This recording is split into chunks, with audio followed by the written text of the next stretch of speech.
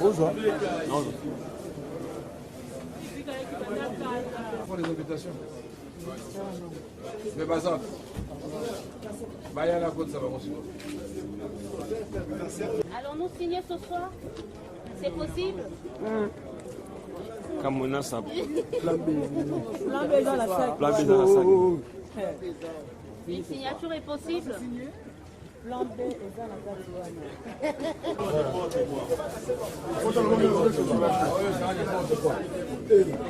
Comment ça, n'importe quoi?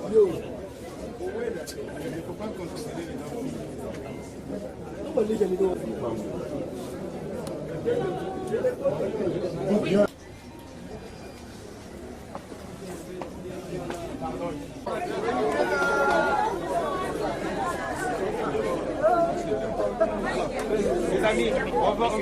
le président va dire.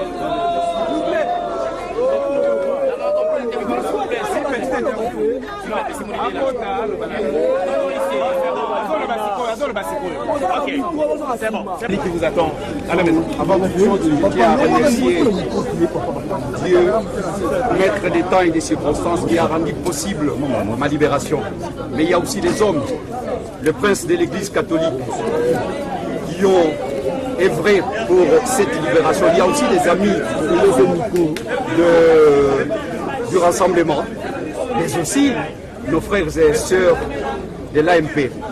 Je m'en voudrais si je ne félicite pas M. Kabila, le président Kabila, qui a compris qu'on ne peut pas aller à la contre de la volonté de tout un peuple. La Constitution, c'est le vivre ensemble, comme disait Obama. Et cette Constitution, c'est ça l'essence de notre combat. Nous sommes bâtis pour qu'on respecte la Constitution. Mais vous savez, suivi, et avec l'accord du 31 décembre, le président Kabila ne frappe. Non seulement il ne va pas se présenter, il ne va pas bouiller et tripatouiller la Constitution. Donc, c'est une joie. Le moment où je parle avec vous, je pense à des milliers de personnes qui croupissent encore dans des prisons à travers le monde et à travers notre pays pour la même cause, pour la défense de la démocratie, pour la défense d'un état de droit. Donc je pense à ces milliers de personnes et je souhaite qu'ils puissent aussi y mettre l'air frais de notre pays et qu'ils soient libérés. Et je remercie aussi la presse qui a beaucoup soutenu, qui nous a beaucoup soutenu, et je remercie aussi la communauté internationale, sans laquelle je pense qu'on ne serait pas là. Donc je tiens à remercier tout le monde. C'est un sentiment de joie, un sentiment que je partage avec des milliers de Congolais, parce que les Congolais veulent la paix. Merci.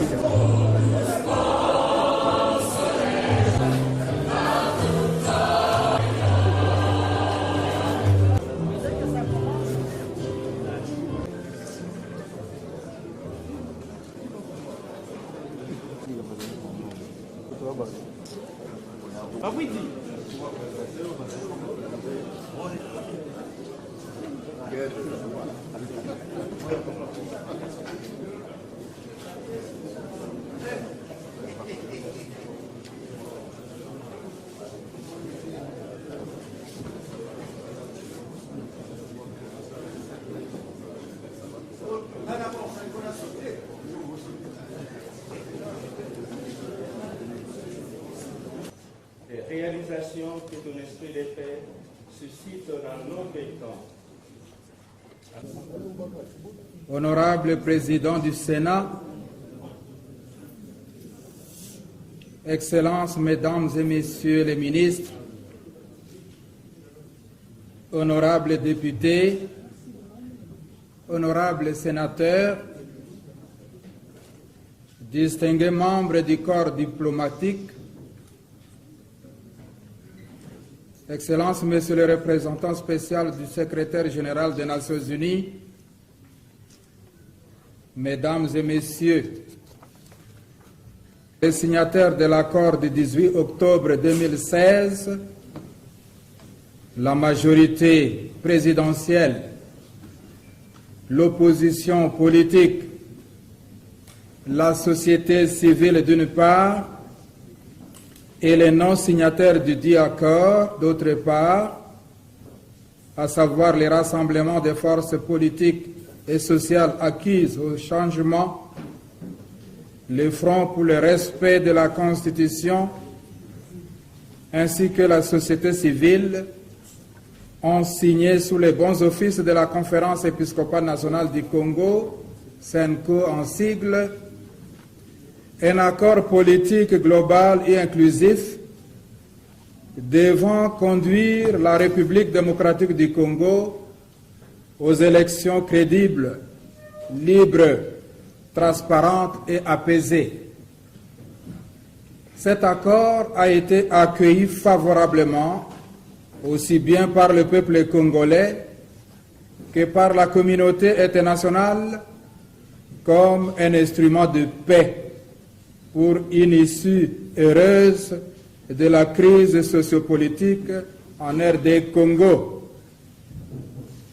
Après avoir fixé les principes généraux, les parties prenantes ont convenu de renvoyer l'examen des modalités pratiques de sa mise en œuvre à un document spécial appelé arrangement particulier qui fait partie intégrante du dit accord. Ainsi, l'arrangement particulier a le mérite de traiter des questions de fond concernant notamment la configuration du nouveau gouvernement, le Conseil national de suivi de l'accord et du processus électoral, ainsi que le chronogramme de la mise en œuvre de l'accord. Pour votre information, les délégués aux négociations directes qui se tiennent au centre interdiocésain ont abattu un grand travail. Mais ce travail n'est pas mené jusqu'à sa fin. Et il est important que le bureau des beaux offices de la CENCO puisse vous informer de ce qui a été fait et de ce qui reste à faire.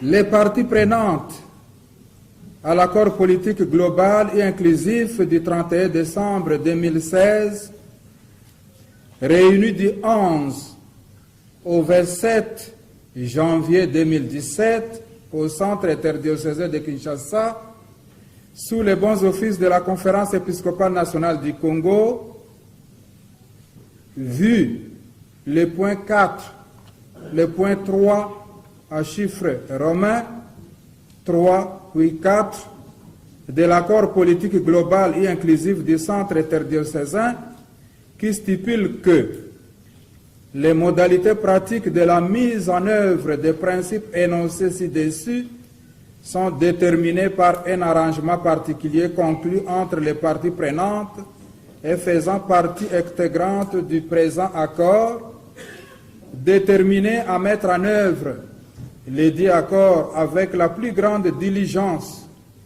afin d'atteindre dans les délais convenus les objectifs fixés consensuellement et de permettre au pays de relever les défis majeurs auxquels il fait face tant sur le plan politique, économique, social que sécuritaire, réitérant leur engagement au respect de la Constitution du 18 février 2016, telle que révisée et complétée en 2011 dans son intégralité, des résolutions pertinentes du Conseil de sécurité des Nations Unies, notamment la résolution V277, l'accord cadre d'Addis Abeba, ainsi que d'autres instruments juridiques nationaux et internationaux pertinents, ont pris la responsabilité devant Dieu, la nation congolaise, l'Afrique et le monde, et guidés par les consensus comme mode de prise de décision, ont convenu les points ci-après. Il s'agit au premier chapitre du gouvernement, au deuxième chapitre du Conseil national de suivi de l'accord et du processus électoral, et au 3e chapitre du chronogramme de mise en œuvre de l'accord. Enfin, au 4e chapitre des dispositions finales. Les projets d'arrangement particulier dont je vais vous donner l'économie comporte 18 articles qui concernent le gouvernement. Les parties prenantes ont convenu des principes généraux et des missions de ce gouvernement. La formation du gouvernement, issue de l'accord politique global et inclusif, tient compte des impératifs de paix, de réconciliation et de cohésion nationale dans le pays. Ce gouvernement devra être inclusif de toutes les parties prenantes afin de garantir à tous les Congolais et Congolaises un traitement égal et la sécurisation mutuelle durant tout le processus électoral. Toutefois, le Front pour le respect de la Constitution ne participera pas au partage des responsabilités au sein de l'exécutif national, et ce, par libre volonté. Les missions prioritaires de ce gouvernement seront 1. L'organisation des élections transparentes, crédibles et apaisées dans les délais convenus dans l'accord du 31 décembre 2016. 2. La restauration de la sécurité des personnes et de leurs biens. 3. L'arrêt de la dégradation de la situation économique et l'amélioration des conditions de vie de la population. En vue d'atteindre ces objectifs, il est prévu que le gouvernement se réunisse régulièrement, au moins une fois tous les 15 jours, pour accorder la célérité des traitements aux priorités gouvernementales. Il a été convenu aussi du format du gouvernement. La taille du gouvernement prendra en compte les facteurs ci-après: les contraintes économiques auxquelles le pays est confronté, la représentativité des provinces, l'inclusivité et la représentativité politique, enfin, la représentativité des femmes et des jeunes. Conformément à une annexe qui sera apposée à l'arrangement particulier. Il a été convenu aussi de la composition du gouvernement. Le gouvernement d'union nationale, parce que c'est de cela qu'il s'agit, sera composé du Premier ministre, des ministres, dont des vice-premiers ministres et des ministres d'État, d'un ministre délégué et des vice-ministres. Les parties prenantes ont défini aussi les statuts des vice-premiers ministres et ministres d'État. Les vice-premiers ministres seront titulaires d'un portefeuille ministériel et assureront sous l'autorité du Premier ministre et chef du gouvernement la coordination chacun d'un secteur d'activité gouvernementale défini par l'ordonnance portant organisation et fonctionnement du gouvernement.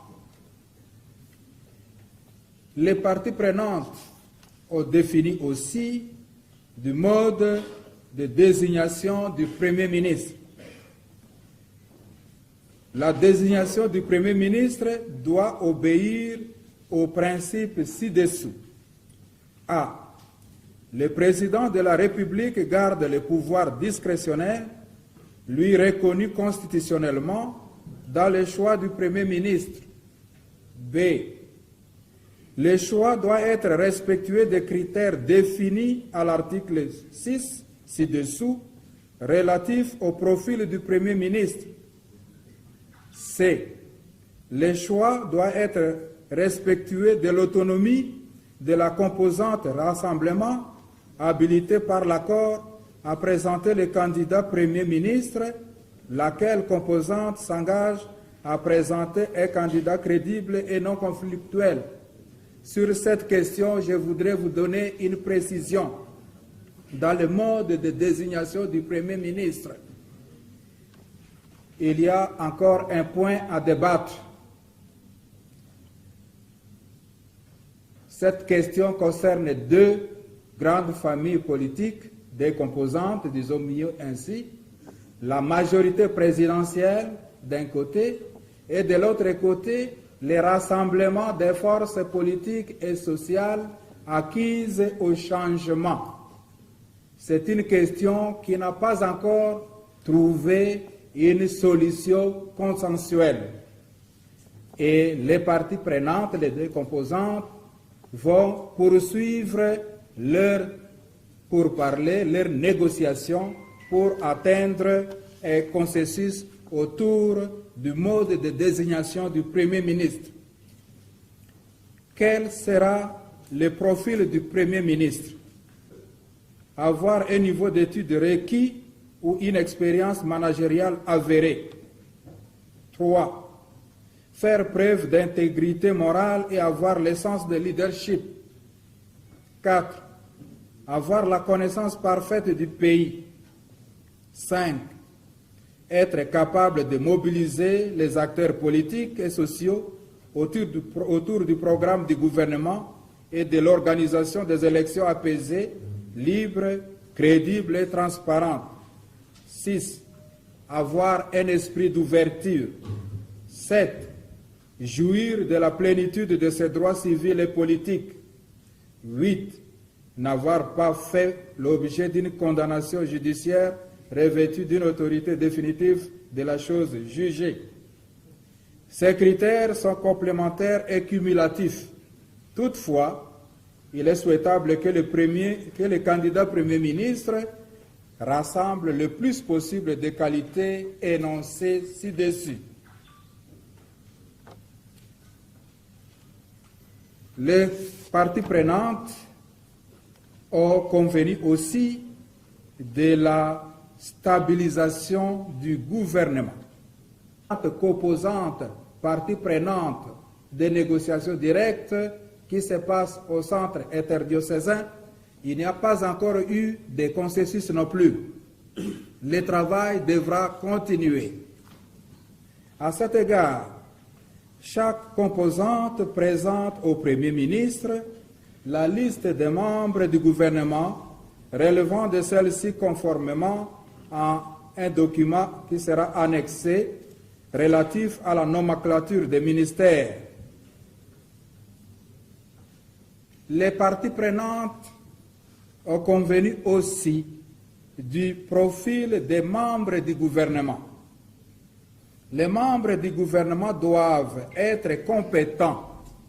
Le président du CENSA convoquera ses membres afin notamment de valider le mandat des membres, constituer le bureau du CENSA, élaborer le règlement intérieur à soumettre à la plénière. Comment sera organisé le CENSA? De l'organisation et de son fonctionnement. L'organisation et le fonctionnement du CENSA seront déterminés par la loi organique sur base de l'article 222 de la Constitution et de son règlement intérieur. Donc le chronogramme a été déterminé pour un certain nombre d'activités qui doivent être mises en application. Mais tout ce qui concerne tous les actes ou les étapes qui se rapportent à la nomination du Premier ministre, à la constitution du gouvernement, et le chronogramme concernant ces activités pourront intervenir plus tard, comme pour dire que cette question reste encore ouverte. Excellences, honorables, chers membres du corps diplomatique, distingués invités, mesdames et messieurs, voilà la communication que nous tenions à vous rendre officielle.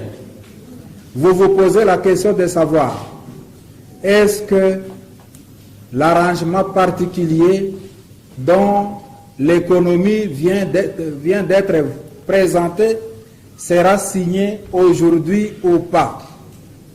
Tenant compte de certaines questions qui restent ouvertes, vous pouvez convenir que ce n'est pas ce soir que cet acte noble et patriotique pourra être posé, c'est-à-dire la signature des délégués des différentes parties prenantes pourra intervenir plus tard quand le travail sera complet.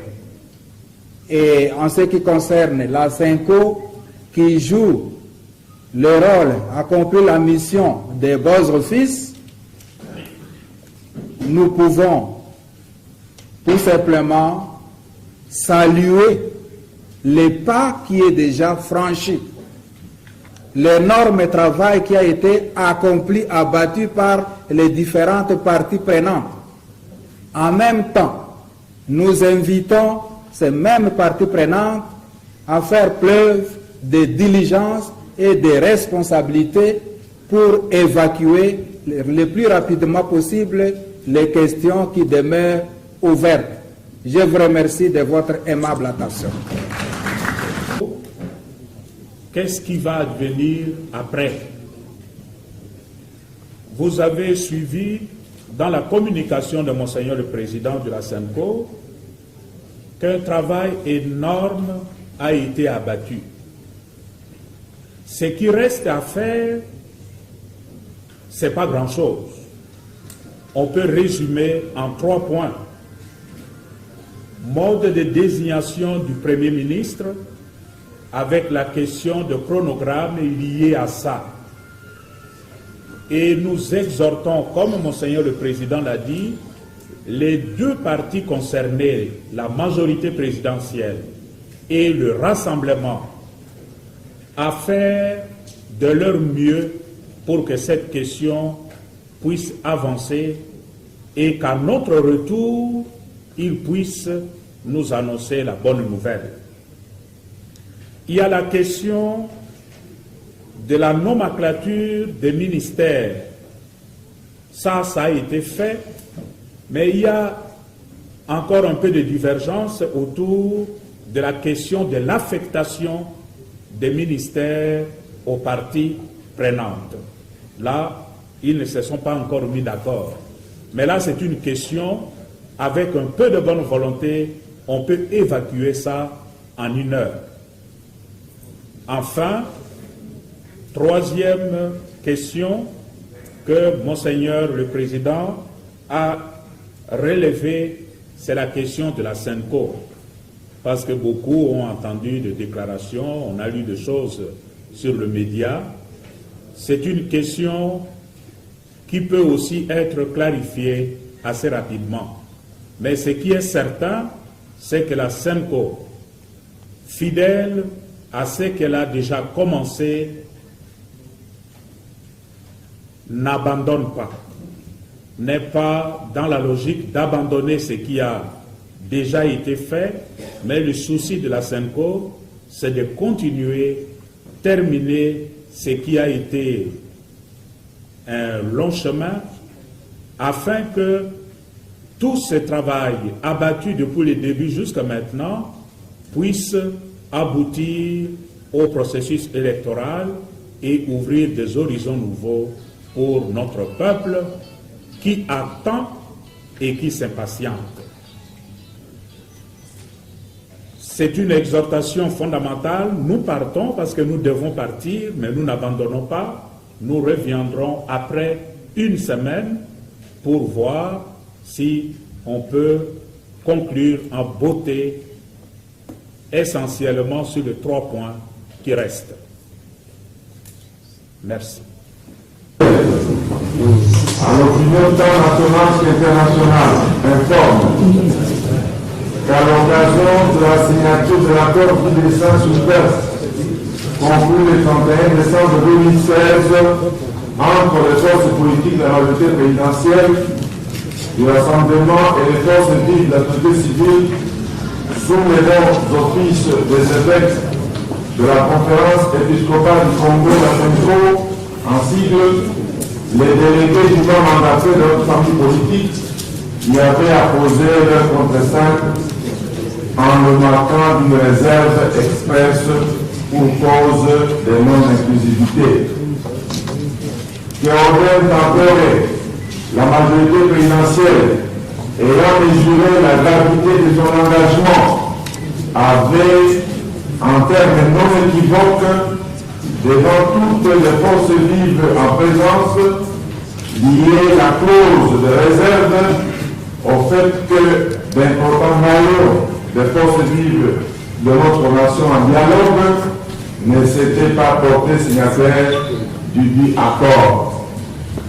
Il convient de noter qu'en tout état de cause, aussi bien en droit des gens, en particulier dans la Convention de Vienne de 1961, sur les relations diplomatiques qu'en droit interne, la clause de réserve, qui est toujours le droit, garantit la sincérité des engagements. Car c'est à la faveur des notables des avancées obtenues par la CENCO, au prix de nombreuses concessions mutuelles, la majorité présidentielle dans son ensemble est heureuse de constater que toutes les parties prenantes hésitantes ont finalement apposé leur signature au pied du document portant les termes de l'accord. Qu'au vu de tous ces acquis significatifs, ayant vidé de sa substance la ratio légis, la réserve pour cause de non-inclusivité, la majorité présidentielle déclare qu'elle élevé à dater de ce jour, le samedi 28 janvier 2017, la réserve assortie à l'engagement de notre famille politique lors de la signature de l'accord du 31 décembre 2016 conclu entre les forces vives de notre pays. Qu'en conséquence, et sans délai, la présente déclaration tient lieu d'acte de levée de la réserve sus-indiquée, qu'elle salue la sagesse des évêques de la CENCO d'avoir en son temps pris compte de cette réserve dont l'importance est démontrée par la suite des événements. Fait à Kinshasa, le 28 janvier 2017, Robert Minakou, secrétaire général.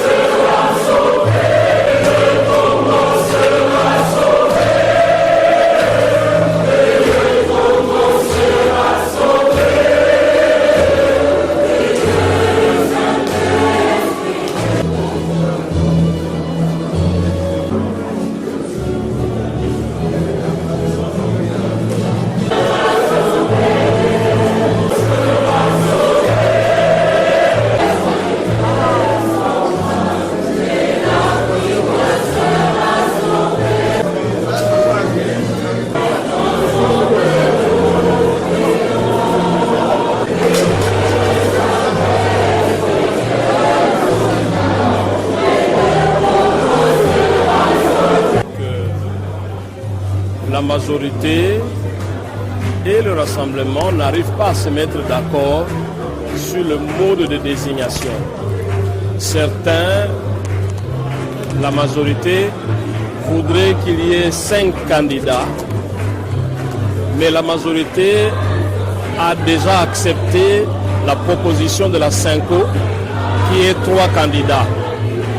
Mais le Rassemblement voudrait qu'il y ait un seul candidat. Alors là, ça bloque. Donc nous pensons que les discussions vont se poursuivre entre ces deux parties-là. Et certainement, les esprits sont un peu surchauffés, mais quand les esprits vont se calmer, ils seront en mesure de pouvoir débloquer la situation.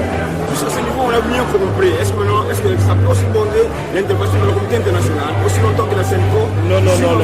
On n'a pas besoin de la communauté internationale. Je pense personnellement qu'à un certain moment, il faudrait briser la glace, faire en sorte que le président Étienne Tshisekedi puisse rencontrer le président de la République. Et peut-être qu'en parlant à ce niveau-là, il y a moyen que les choses se débloquent. Mais non, au vu de tout ce qui se passe, la population, qu'est-ce que vous demandez à la population? Parce que la population c'est impatiente. Non, c'est vrai. Elle a raison de s'impatienter, mais elle doit se calmer. Il faut éviter toute violence. Il faut prendre patience parce qu'on finira par trouver une solution. Je crois que ceux qui discutent, même en discutant, ils ont conscience du fait que la population s'impatiente. Ils sont conscients de cela.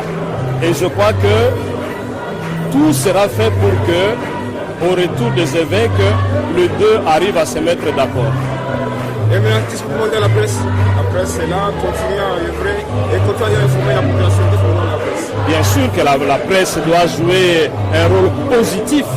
La presse ne doit pas mettre de l'huile sur le feu, mais la presse doit plutôt avoir une attitude non seulement d'informer, mais aussi de former la population.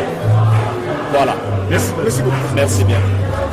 Résoudre cette question. Les évêques reviennent dans une semaine. Peut-on espérer à leur retour la conclusion des travaux? Nous l'espérons tous. Nous espérons que on arrivera à trouver un compromis parce que notre peuple souffre. Parce qu'il faut qu'il y ait un gouvernement responsable pour organiser les élections. Merci. De transition, c'est également le chronogramme des activités qui devront maintenant être mises en route le plus rapidement possible pour que l'accord soit mis en œuvre et que nous ayons des élections en 2017. Maintenant, comme vous ne venez pas les signer, quand est-ce qu'il va intervenir la signature de l'accord? Eh bien, nous espérons le plus rapidement possible. Vous le savez, les évêques, certains devront se déplacer. Nous allons continuer à travailler ardemment, mais ce que nous voulons, c'est avant tout que toutes les parties aient la même volonté politique d'arriver à un accord. Cet accord a été signé le 31 décembre, nous sommes déjà aujourd'hui le 28 janvier. Vous constatez là qu'il y a de plus en plus de temps qui passe, tout le monde se décourage, il faut donner maintenant un nouvel élan, sinon nous allons aller vers un grave échec pour le pays et nous ne pouvons pas nous permettre cet échec. Donc nous continuons à travailler. Nous ne sommes pas disposés à laisser tomber les bras. Le peuple congolais doit avoir des élections en 2017 et pour cela, nous devons tout mettre en œuvre pour réussir ce pari. Vous croyez encore à la réussite de ces discussions? Je veux y croire. Il y a encore beaucoup d'obstacles, notamment il nous faut un Premier ministre, il nous faut un gouvernement. Il nous faut maintenant nous mettre d'accord le plus rapidement possible sur un chronogramme des activités. Donc il faut mettre en œuvre cet accord. Cet accord, il existe, il est là, ça tire en longueur, donc nous considérons qu'une des parties doit faire un effort. Nous avons fait beaucoup d'efforts de notre côté. Maintenant, il appartient effectivement, comme l'a dit Monseigneur, que la majorité présidentielle et le Rassemblement se retrouvent, parce qu'il leur appartient de très vite trouver cet accord. Nous sommes, nous, disposés à le faire. Nous attendons de la part de la majorité présidentielle les signes qui nous permettront d'avoir très rapidement un Premier ministre pour la République démocratique du Congo. Merci. C'est un niveau qui peut débloquer. Vous savez, la diplomatie préventive, c'est le moyen le plus efficace pour essayer de résoudre le problème. Ici, c'est quelque chose de très très sensible. Le président de la République, et c'est lui qui doit signer l'ordonnance désignant normal le Premier ministre de la République. Vous savez que le dossier est très sensible et à partir du moment où il met les vœux, même si ce sont des vœux auxquels on ne s'est pas attendu dans l'accord, il faut voir comment nous pouvons emballer ça pour lui expliquer le bien fondé de l'intérêt général. Et je crois que de part et d'autre, c'est ça notre mission. Présentement, ce que je peux dire à la communauté internationale ainsi qu'à l'ensemble de notre peuple que nous allons faire le mieux pour qu'on arrive à sauver ce pays, à répondre aux besoins de ce peuple qui a tant attendu. C'est moi qui vous remercie. Pas remettre 3-3. C'est le rassemblement qui doit présenter au président de la République un seul candidat. Il n'est pas fait mention de 2 ou de 3 personnes dans l'accord. Donc nous devons respecter l'accord. Et vous accusez la majorité présidentielle de violer l'accord qui n'est pas encore appliqué. Mais nous ne pouvons pas accepter cela parce que si déjà la mise en œuvre de l'accord commence par une violation, et pas par sa violation, du reste, il n'y aura rien à espérer. Quelle est l'attitude de la SECOM par rapport à l'accord qui n'est pas encore appliqué? Je crois que ça sera une déception pour ces évêques qui ont tout donné, qui ont donné leur temps, tous les moyens énergétiques, intellectuels, moraux, et qu'au stade actuel, qu'on constate encore des réticences de la part de nos amis de la majorité. C'est vraiment, moi je me mets à leur place. Je sens vraiment qu'ils sont peinés dans leur propre chair. Est-ce que vous pouvez envoyer un message à l'autorité morale de la majorité présidentielle pour mais tout ce que nous pouvons demander au président Kabila, c'est de comprendre que le rassemblement a fait des grandes concessions en l'acceptant à la tête de ces pays après le 19 décembre. Et que le reste, ils doivent comprendre que la balle est dans leur camp afin de faire avancer les choses dans ces pays. C'est tout.